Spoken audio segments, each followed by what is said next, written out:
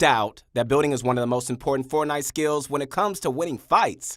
However, hey, all that building is pretty much meaningless if you happen to whiff your shots. And at the end of the day, Fortnite is a shooter, and you're going to need to be able to land those shots to win games. So today, we're going to be going over the optimal settings and equipment for aiming in Fortnite. And we're also going to be speaking on the importance of warm-up routines, and we'll provide a few different ways to help you work on your aim. Sorry, controller players, a lot of this video has to do specifically with keyboard and mouse. In fact, feel free to use this as a way to make the transition if you like. And if you're interested in a similar video for controllers, leave us a comment. In order to aim like the pros, you first need to make sure you have the right equipment. And when it comes to aiming with the mouse, having a good one is very important. Main reason being the sensor. Lower-end mice, even some branded for gaming, generally have cheaper sensors in them. They just can't keep up with tracking fast movements. Performing quick turns or flicks is next to impossible without making the pointer bug out. That's not to say all budget mice are bad. Some do contain sensors that work very well. Just make sure you pick the right one. High-end mouse manufacturers like Logitech, SteelSeries, Razer, Zoe, and Final Mouse all tend to use top-notch sensors that provide the truest movement possible. You usually can't go wrong with their products. As for which you choose, that usually comes down to preference on things like weight, size, and shape. The right mouse is pointless without a proper mouse pad to rest it on. Size is an important factor, and usually the bigger the better. You need to make sure the pad has enough room for you to move the mouse and your arm around without running out of space. Gaming mouse pads are usually large enough for this purpose. Then there's the material it's made out of. Cloth mouse pads provide more friction, while hard pads allow for slicker movement. The material, it really comes down to preference, and in the end, either can work just fine. So, what about keyboards? Well, in our opinion, having a good keyboard isn't necessary.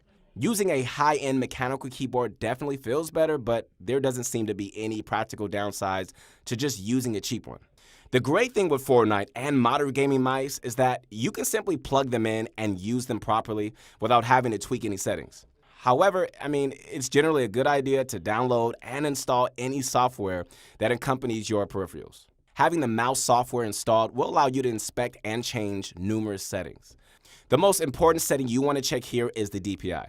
DPI is your mouse's sensitivity value. The higher the value is, the faster your pointer will move.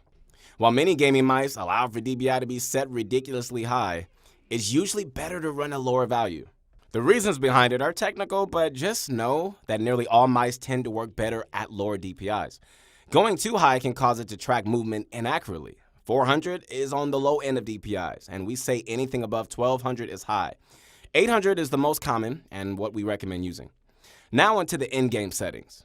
So, if you didn't know, your in-game sensitivity works in conjunction with your DPI. For instance, if you double your DPI in your mouse settings, but don't touch any in-game settings, your crosshair movement will still become twice as sensitive. That's why it's important to always keep both figures in mind when talking about sensitivity. It allows players to make finer adjustments to their mouse movements, allowing their aim to be more precise. But in Fortnite, we have this building thing. With the ramps and stuff, and too low of a sensitivity can make a quick building become difficult and tedious.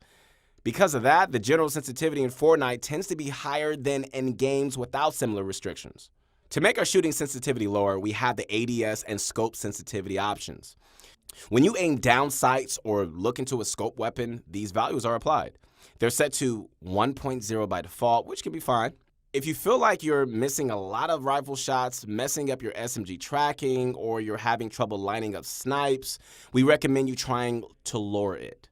Anything from 0.4 to 0.7 should work fine. And again, make adjustments in either direction if it doesn't feel right. Ultimately, what sensitivity you choose is going to come down to preference, and there are many factors involved. Not everyone finds the same setup comfortable, so it's up to the end user to decide. Of course, you're not going to become an aim god just by having the right mouse in the proper settings. Aiming really well with a mouse can be something that can take months, or even years to develop. You don't just magically get it when you buy the latest Final Mouse and copy Tifu's config. Sure, those things may help, but the continuous practice is what's going to truly sharpen your aim skills. Each day before you play, we recommend at least 10 minutes of aim training to sufficiently warm up. And if you really wanted to grind at it, you can spend hours each day training your aim. That'll definitely improve your aim a lot. But most people don't have that kind of time available. So just try to get a few minutes in at least. In Fortnite, the best modes to practice aim in are Creative and Team Rumble. Creative's great since there are custom levels designed purely for aim training. One example is Gursey's combat training, which we've talked about in a previous video. We highly recommend adding that map to your favorites so you can just practice with it. The code's in the description. Team Rumble also provides good training in its own right. It's not really a super intense aim training session like the creative courses are. However, it does provide a more realistic setting for your practice, with it being player versus player combat. You can get pretty good aim practice versus gliding players, and it also helps you learn how to aim when building is thrown into the mix, something that can't be done as well with creative maps. So what about training outside the game? First off, hey guys, know that it's not necessary to train your aim using third-party aim trainers. That being said, they definitely have their uses. For instance, you could play them while waiting in queue for a match, to make sure you stay warmed up. Also, if you're looking for training for more hardcore than what's available in Fortnite, this is where you turn. Aim Lab is one option. It isn't fully complete and it's still in early access stages on stream. On the plus side, it's free to play, so no real worries if you try it out and don't like it. It has a sufficient variety of training tasks that can help with all styles of aiming, and it's pretty customizable as well, with settings that can be changed to match the shooting of Fortnite. If you're not happy with Aim Lab, you can always give Kovac's Aim Trainer a try. Kovac's is similar to Aim Lab in terms of settings and customization, but it does, unfortunately, cost a bit of money to purchase. Still, if you're willing to drop some money for a more complete aim trainer, hey, check it out. We cannot stress enough the importance of training your aim. And if you're not doing it, don't be surprised if your accuracy never improves. While aim training definitely helps improve accuracy, here are several other tips and tricks you can use to land more shots. First, let's touch on where you should target on your opponent. Going for headshots doubles your damage in most cases, but sometimes you're just better off just aiming for the body. A lot of rifle fights in this game happen at such long distances. And when you're that far apart, lining up your crosshair on the head can take time. And that time, you may have landed a couple of body shots already. Not only that, but since the head is a smaller target, you're more likely to miss. Do not go for headshots at ranges longer than, let's say, 30 or 40 meters, unless the players are standing still. One thing that you need to know is how each weapon is meant to be aimed. The heavy assault rifle is a great example. It's not really designed to be fired at full auto as the bloom becomes horrendous. In 90% of cases, you're better off utilizing the first shot accuracy with it to land more shots. Conversely, the regular ARs don't lose as much accuracy as the AK while full spraying and are much more viable being fired full auto. Always remember, for weapons that have bloom, bullets always tend to go toward the dot in your crosshair. Some weapons more often than others, but that's still always what you want to aim with. Don't think you just need to sort of put your crosshair over them and leave the rest to bloom. That's not how it works.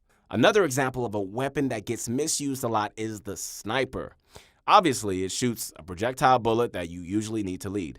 This can be difficult, but there are a few tips to make it so you land more shots. First, you want to assess your opponent's movement for a second. You want to be able to find an opening where the movement slips up and allows for an easier shot. They may stand still, which could be the best scenario to land that shot. Many players also tend to jump around, which you can take advantage of. Once a player jumps, it's also very easy to know where they'll be landing. Now, if you aim and time your snipe just right, you can usually get an easy hit in. It takes some practice to perform consistently, of course, but it's definitely one of the easier shooting methods when it comes to snipers. A general tip that applies to nearly every shooter game out there is crosshair placement. Having your crosshair already placed as close as possible to your potential target is going to reduce the time needed to aim onto them. For instance, if you're chasing an enemy and you know they're right around the corner, you wouldn't want your shotgun crosshair pointed toward the ground. That would be near their feet, which isn't an optimal shot. Instead, you want to move it up to headshot level. That way, when you turn the corner, you may not even need to move your crosshair to land a headshot. Proper crosshair placement can often be the deciding factor on whether you win or lose a fight. Let's talk about factoring movement into your aim.